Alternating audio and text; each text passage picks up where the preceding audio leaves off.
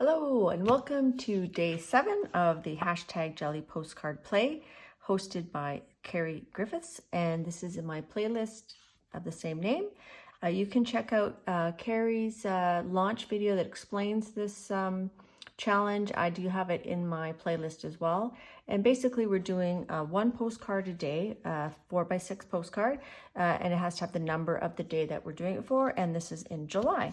So today, what I thought I would try to do is take this old scrapbook paper, which I'm not very fond of anymore, and it's probably 20 years old, and I'm going to try to transform it into something grungy, cool, and usable. So let's get started. So this paper is 12 by 12, so I thought I would pull out my big 12 by 14 jelly plate that I call Big Peggy, and we're going to use that to try to do the whole sheet, and then we'll cut down a few postcards and use one of them to further decorate it.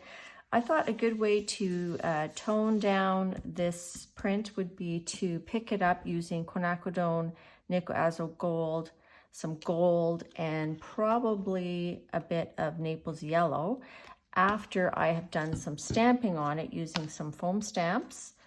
These are some PM Artist Studio stamps I might use. I think this is I can't remember, I'll have to check who makes this stamp. And then this is an Art Foamies stamp. So I thought these would complement the design. I don't want to completely obscure the design. I just want to enhance it and grungify it. So we're going to stamp those in Prussian blue, because I do like the combination of Prussian blue with the quinacridone azo gold. I might try stamping this one in red, at least in one part, and we'll kind of compare and see if that works. So I'm going to use my 5x7 gel plate here to load up my stamps. So we're just going to randomly stamp on here, so we're not really determining the placement on the print. We're just going to do a bunch of stamping. Okay, I'm going to start off with this Art Foamy one because I haven't used it in a while. So I kind of preload it with my brayer, and then, ooh, that's kind of cool. I kind of like the brayer off I get with that. So let me just do like a little section here and there. We'll see if that's usable. Okay, and then it looks green on this plate because this plate is turned yellow from using alcohol inks on it. So I'm just gonna kind of randomly stamp that around.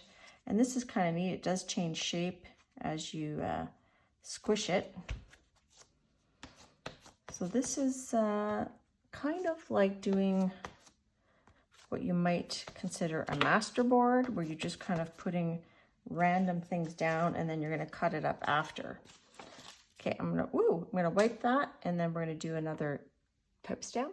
Always clean your foam stamps right away when you're using acrylic products like acrylic inks or paints. And then I'm going to wrap that, and I'm going to bring it to the sink and wash it after my session.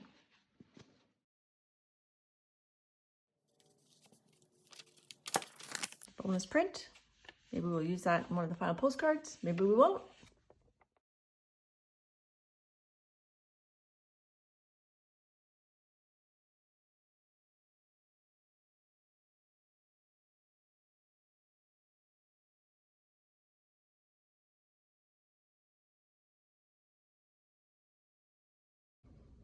I'm going to pick up this leftover bit with some Carnival wet strength tissue. And then we may or may not use it to enhance our final postcard. I don't have a full sheet, so I'm just gonna do my best to get as much as I can.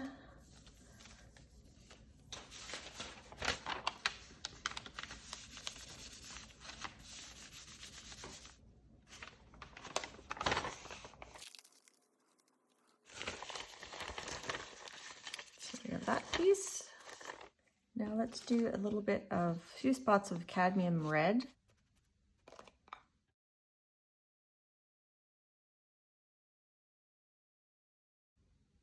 I'm only going to do half because I'm not sure how this red's going to look. So we'll have some options. I'm going to wash this, let that dry, pick that up with some gold. I'm also composing a brayer off sheet, which I'll show you in a moment. I do love using foam stamps on the gel plate. As you've noticed, you probably noticed already. They're pretty easy to clean, easier to clean than like rubber stamps, I find, but I could be wrong. So this is our brayer off sheet, and maybe I'll use this in tomorrow's postcard. So I'll put that aside and we'll do day 8 with this one. So now these are all dry. I'm gonna add a few areas with this Naples yellow, just with the small brayer. This is opaque, so you won't see the scrapbook paper below or beneath it. So I just want to add a few areas that are totally obscured.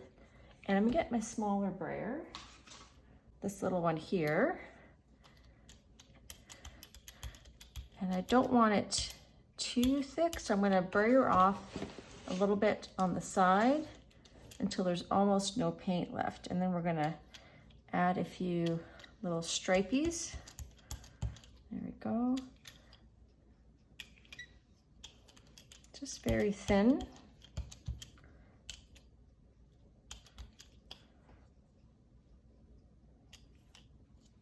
So in this half, we're gonna have some of the red. And then on the other half, we're just gonna have just the plain. And that's gonna be very, very slight. Just a very slight hint of that Naples yellow. So these were very thin layers, so they're dry now. I'm just gonna do the pickup with the scrapbook paper. I'm gonna do a random mixture of the quinacridone nickel azogold, which is transparent, and this Inca gold from Folk Art, which I find is quite thin as well. So we're just gonna mix them together. A fair amount of this fluid does dry quickly, so I wanna put quite a bit on there and then brayer it off. Ooh, gotta shake this so that we get kind of like a rich goldy undertone. All right.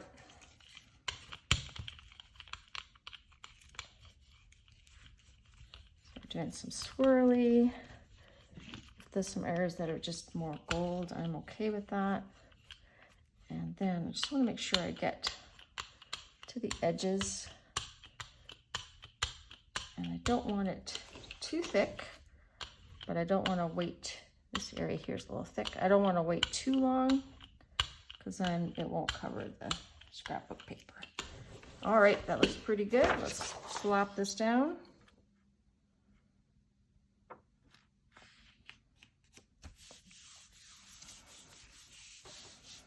And I do have a strip of ledger paper sitting here on my desk, which looks like it's the perfect size to pick up the strip.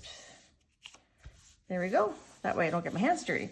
So we're gonna give that a good rub, make sure we get the corners, and then we're gonna pull that after it's dry. Okay, I'm very curious to see how this is gonna look. Let's reveal the scrap paper first and hope the transformation is significant. It is quite significant, and you can actually barely see the design below, but you can. So these lines here and these circles, you can kind of see, it does add to it. These almost look like little bowling balls in the background. Let's pull this one.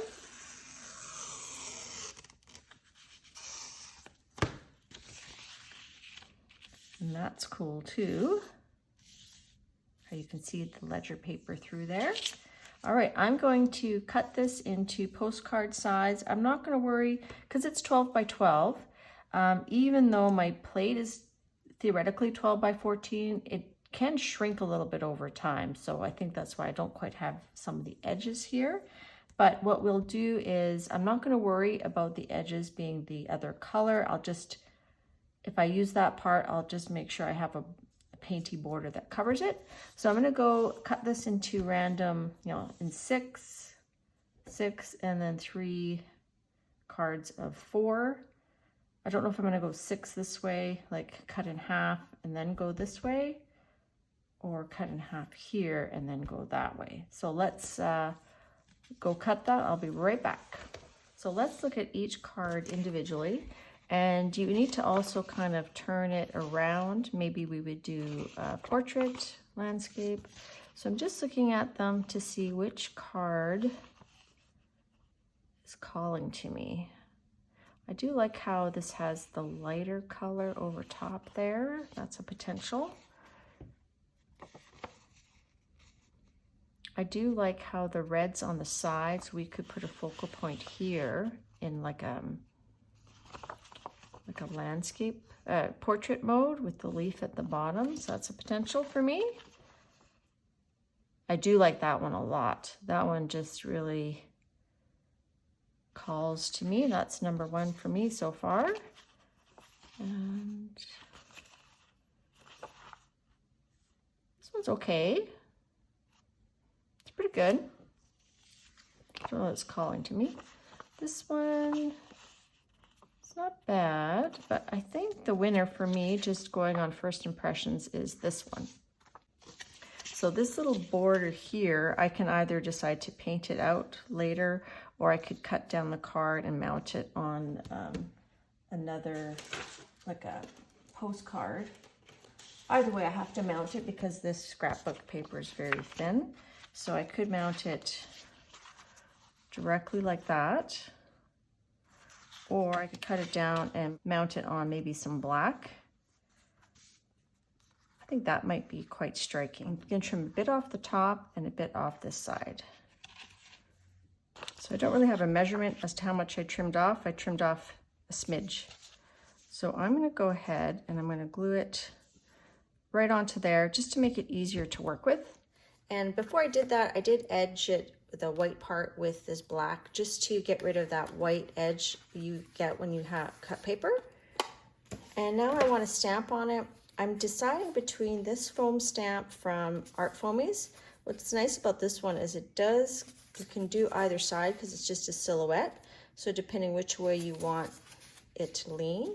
I think I'm going to do that one. The other one I was thinking about was this cool bird from PM Artist Studios. I will link both of these stamps below.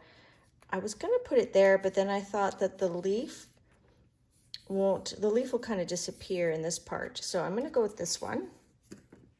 So I'm going to load up the stamp using my gel plate, using some Mars Black. I want it nice and juicy.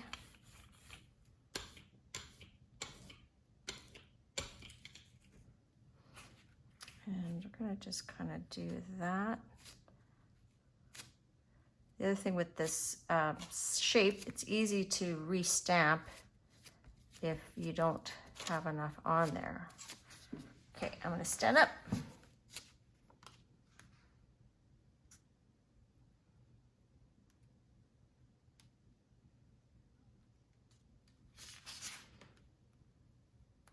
Oh, that's pretty smudgy. Okay, that's all right. I made her face a little bit fat because I really pushed down. That's okay. Just gonna stamp off here. Could always use this later. When you're cleaning up your stamps and prints, you can always make extra to use another way. This is like a crowd. I can't stop now. Okay, that's cool. All right, I'm gonna go wash this. So I found this very old Making Memories foam stamp set. I don't even know how old this is, and I barely use them, but I did like, I thought the 7s were kind of cool, so I think I'm gonna use this number 7. It's just very streamlined, and I might do it in that Naples yellow up in this corner. And then if it stands out too much, I could knock it back a bit with some gold. So I'm just going to use my finger to load up the stamp.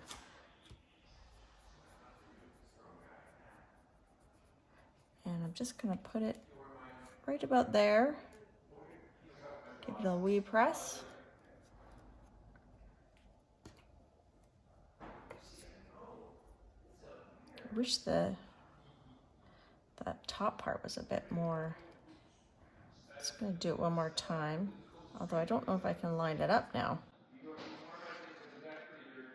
Just going to cheat and look sideways. There, add just a little bit more there. Okay, you got to wash these too. So I tried to sort of bisect this circle and her head, put the 7 there. And I think I will add just a little bit of gold over top. Do the same method, the finger application.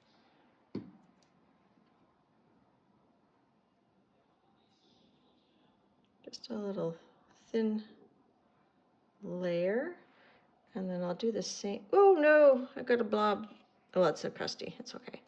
And I'm just gonna do this and try to line it up just like so.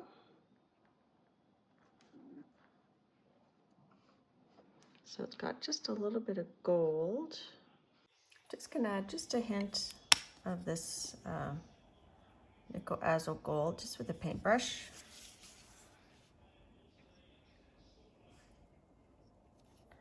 Just to knock it back just a smidge. I'm gonna just kind of blot that. There. Notice that I really lost that leaf stamp, so I'm just gonna add it back using some gold. And then we'll get another bonus print from that. That's the fun thing about jelly printing is you get lots of bonus prints. So this is a very subtle gold, so okay, let's do that. Okay, and try to line it up approximate. It doesn't have to be perfect. There, so I like that. It's subtle, but it's there. Thank you for joining me for the hashtag Jelly Postcard Play hosted by Carrie Griffiths. I just should mention that I'm going to be doing a giveaway at the end of July at my live stream, and I'll probably, decorate a few of these cards or just include them like that into some of my giveaway packages that I'm planning to do. So I hope you can join me at my live stream on the 31st, and I do have a few announcements that I'll be doing during my live streams in July leading up to that. So thanks for watching, and I look forward to seeing you for day 8 of the Jelly Postcard Play. Bye for now.